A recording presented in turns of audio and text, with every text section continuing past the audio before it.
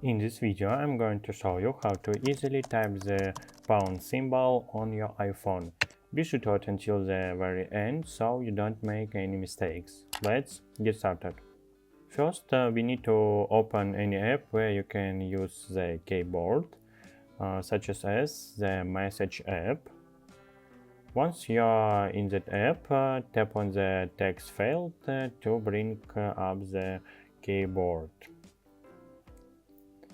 Now to access the pound symbol, tap 1, 2, 3 button to switch to the numerical keyboard layout.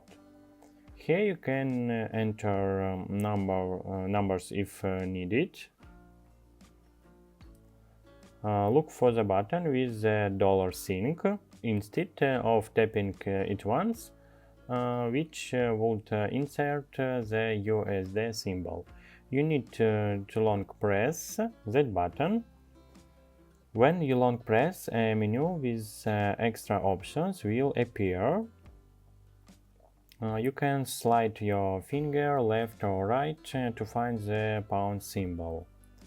Once you see it, just leave your finger to insert it into your text. And that's it. If this video was helpful for you, don't forget to hit the like button.